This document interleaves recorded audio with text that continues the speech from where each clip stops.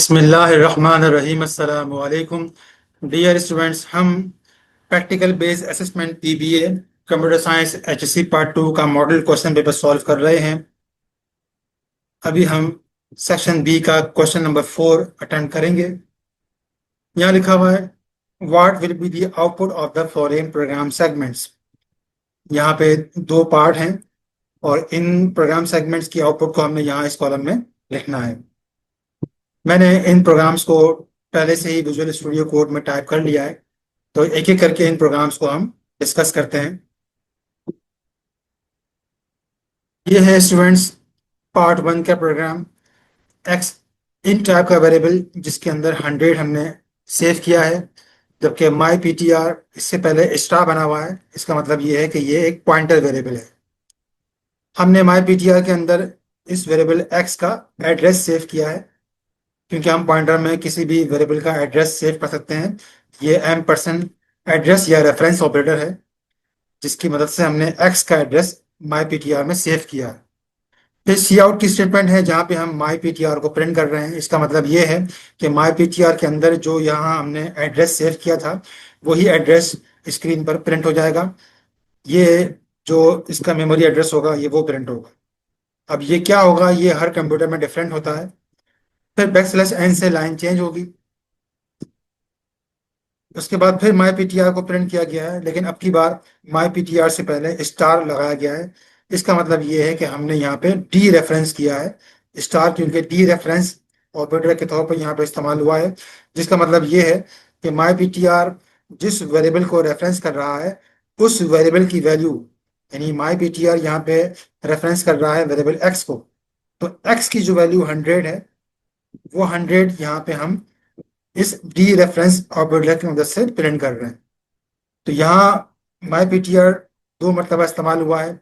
एक बार वो प्रिंट कर देगा जो भी एड्रेस होगा वो हर कंप्यूटर में डिफरेंट होगा, जबकि सेकंड टाइम इस वेरिएबल एक्स की जो वैल्यू है 100 है वो 100 प्रिंट होगी। और \n की वजह से ये दोनों चीज़ें सेपरेट लाइंस पर प्रिंट होंगी। मैं इस प्रोग्राम को आपको रन करके दिखाता हूँ। यहाँ पे आप देख सकते हैं कि पहले एक एड्रेस प्रिंट हुआ है 0x, जिसका मतलब ये है कि ये एक हेक्साडेसिमल नंबर है। 5FFEC4 ये जो भी एड्रेस था वो प्रिंट हो गया। और उसके बाद नेक्स्ट लाइन पे 100 जो कि x की वैल्यू है वो प्रिंट हुई है। तो आप भी प्रोग्राम के अंदर जब आंसर लिखेंगे तो एड्रेस तो आपको एग्जैक्ट पता नहीं होगा, तो आप वहाँ मेंशन कर सकते हैं कि भाई फर्स्ट लाइन पे एड्रेस जो कि हेक्साडेसिमल नंबर होगा वो प्रिंट होगा, जबकि सेकंड लाइन पे आप 100 को प्रिंट कर दिएगा। उम्मीद है फर्स्ट पार्ट आपको समझ में आ गया होगा। अब आते हैं सेकंड पार्ट पे। सेकंड पार्ट का प्रोग्राम मैंने यहाँ पे टाइप कर दिया है। इस प्रोग्राम को जरा आप देखें। सबसे पहले इस प्रोग्राम के अंदर पावर एक यूजर डिफाइंड फंक्शन है। इसके अंदर इन टाइप का एक पैरामीटर n है जो पास किया जाएगा, और ये पावर का फंक्शन उस n को 4 टाइम्स मल्टीप्लाई करेगा, यानी n⁴ कैलकुलेट होगी और रिटर्न हो जाएगी। इसीलिए आप देख सकते हैं कि यहाँ पे रिटर्न टाइप इंट है। मेन फंक्शन के अंदर एक वेरिएबल n जिसकी वैल्यू 163 इन टाइप का। सेकंड रिजल्ट भी इन टाइप का है, इसको 0 से इनिशियलाइज किया गया है। रिमाइंडर भी इन टाइप का है और इसको भी 0 से इनिशियलाइज किया गया है। फिर एक वाइल लूप है, इसमें कंडीशन है जब तक n 0 के बराबर ना हो जाए। n की स्टार्टिंग वैल्यू 163 है। उसके बाद वाइल लूप की बॉडी में पहली स्टेटमेंट है रिमाइंडर इक्वल टू n, फिर मॉड्यूलो का ऑपरेटर है, फिर 10, यानी n की वैल्यू को 10 से डिवाइड किया जाए तो जो रिमाइंडर आए वो रिमाइंडर हम इस रिमाइंडर वाले वेरिएबल के अंदर सेव कर लेंगे। और फिर नेक्स्ट स्टेटमेंट के अंदर पावर का फंक्शन कॉल किया गया है। रिमाइंडर एज ए आर्गुमेंट दिया गया है। इस रिमाइंडर को जो हमने यहाँ पे वैल्यू असाइन की है वो वैल्यू इस पावर के फंक्शन को कॉल करते वक्त इस n में कॉपी हो जाएगी, और फिर n⁴ कैलकुलेट होगी, रिटर्न होगी, इसी जगह रिटर्न होगी, फिर रिजल्ट के अंदर सेव हो जाएगी। रिजल्ट की वैल्यू स्टार्टिंग में 0 है, और फिर रिजल्ट की नई वैल्यू जो है वो इन दोनों का सम हो जाएगी। फिर नेक्स्ट लाइन पे n को 10 से डिवाइड किया गया है और जो आंसर आया है, जो क्वोशंट होगा, वो दोबारा से n में सेव किया गया है। यहाँ तो 10 से डिवाइड करने के बाद जो रिमाइंडर था वो हम रिमाइंडर में सेव कर रहे थे, जबकि यहाँ एन से डिवाइड करने के बाद जो क्वोशंट होगा वो एन में दोबारा सेव हो जाएगा। इससे एन की वैल्यू चेंज हो जाएगी, यानी एन की वैल्यू 163 थी, तो इस डिवीजन के बाद एन की वैल्यू जो है वो 16 हो जाएगी। फिर सी आउट में रिजल्ट प्रिंट किया गया है, जो भी इस रिजल्ट की वैल्यू होगी वो प्रिंट किया गया है, और हमें इस प्रोग्राम के आउटपुट में इसी सी आउट की स्टेटमेंट का जो रिजल्ट होगा, जो आउटपुट होगी, वो हमें अपने सवाल के जवाब में लिखनी होगी।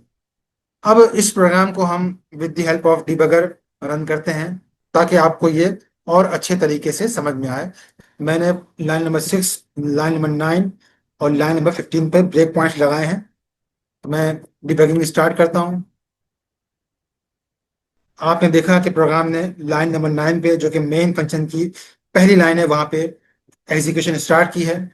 यहाँ पे एन को वैल्यू 163 असाइन हो रही है, तो हम F11 का बटन प्रेस करते हैं, ये लाइन एग्जीक्यूट हो गई। आप यहाँ दे सकते हैं कि एन की वैल्यू ऊपर टूल टिप में 163 दिखाई दे रही है। अगर आपको यहाँ भी नजर आ रहा हो तो यहाँ पे एन की वैल्यू 163 है।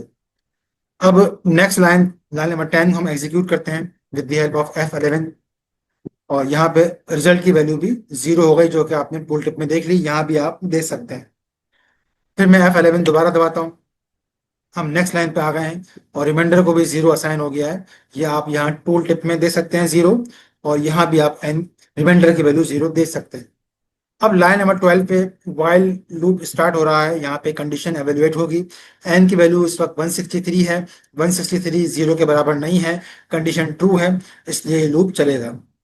अब यहाँ पे एन जो कि 163 है, आप टूल टिप में दे सकते हैं, ये 10 से डिवाइड होगा, और रिमाइंडर आप जानते हैं कि जब 163 को 10 से डिवाइड करेंगे तो रिमाइंडर 3 आएगा, तो वो 3 इस रिमाइंडर में सेव हो जाएगा। तो मैं इस लाइन को एग्जीक्यूट करता हूँ। अभी आप चेक कर सकते हैं कि रिमाइंडर की वैल्यू टूल टिप में यहाँ पे आपको 3 दिखाई दे रही होगी। अब पावर का फंक्शन कॉल होगा, और रिमाइंडर की 3 वैल्यू जो है वो इसको असाइन हो जाएगी। हम इस लाइन को with the help of F11 execute करते हैं। अब देखें कंट्रोल यहाँ से ऊपर शिफ्ट हो गया है, क्योंकि पावर का फंक्शन कॉल हुआ था, तो हम यहाँ ऊपर आ गए हैं। पावर के फंक्शन में एन के अंदर वो 3 कॉपी हो गया है, तो अब ये 3 4 टाइम्स मल्टीप्लाई होगा। 3 3 द 9, 9 3 द 27, और 27 3 द 81। तो 81 जो कैलकुलेट होगा वो फिर रिटर्न हो जाएगा, और इसी पॉइंट पे रिटर्न होगा जिस पॉइंट पे पावर का फंक्शन कॉल हुआ है। और रिजल्ट जो कि उस वक्त 0 था, उस 0 में 81 प्लस होगा, तो 0 में 81 प्लस करेंगे तो आंसर 81 ही आएगा। तो रिजल्ट की वैल्यू जो 0 थी वो 0 से 81 हो जाएगी। तो हम F11 से इस फंक्शन को एग्जीक्यूट करते हैं, और उसके बाद फिर जब ये फंक्शन यहाँ रिटर्न होगा तो आप देख सकते हैं कि रिजल्ट के अंदर 81 आपको टूल टिप में दिखाई दे रहा है।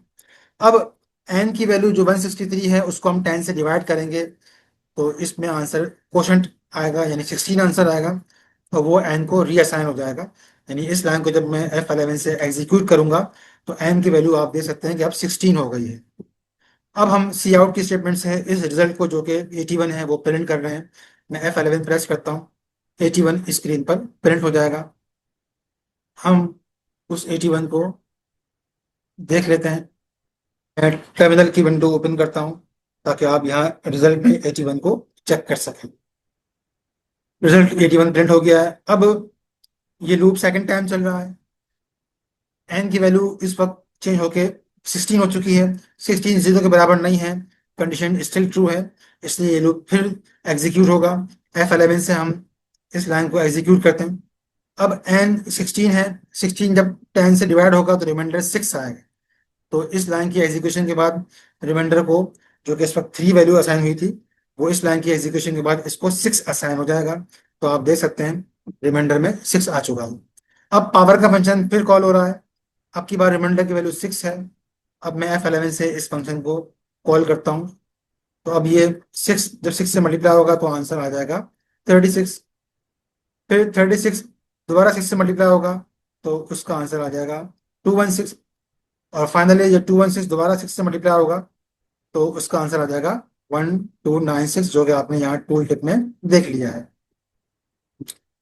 अब 1296 जब यहाँ रिटर्न होगा तो रिजल्ट के अंदर प्लस होगा, रिजल्ट में इस वक्त 81 पड़ा हुआ है, तो 81 जब 1296 में ऐड होगा तो उससे रिजल्ट की वैल्यू चेंज हो जाएगी। तो हम इस लाइन को एग्जीक्यूट करते हैं और हम देखते हैं कि रिजल्ट की नई वैल्यू 1377 हो गई है। एन के अंदर 16 था, 16 को 10 डिवाइड करेगा तो क्वेश्चन आ जाएगा 1। तो इस लाइन की एग्जीक्यूशन के बाद एन की नई वैल्यू 1 हो जाएगी, वो आप लोग यहाँ देख सकते हैं।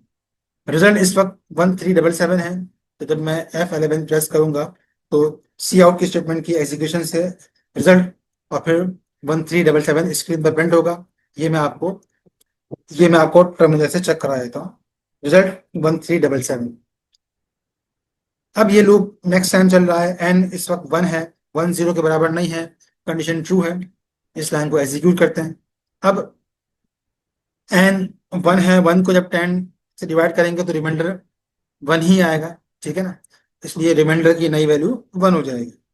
अब जब पावर का फंक्शन कॉल होगा तो इस वक्त एन की वैल्यू 1 है, तो 1 जब 4 टाइम्स 1 से मल्टीप्लाई होगा तो इसका आंसर 1 ही आएगा।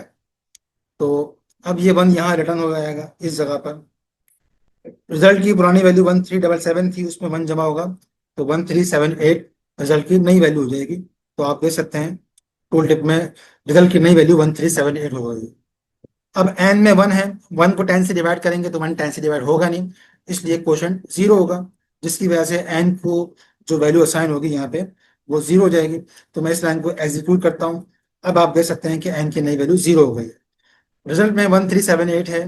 जब हम सी आउट को एग्जीक्यूट करेंगे तो 1378 प्रिंट होगा। मैं आपको टर्मिनल पे चेक करा देता हूँ।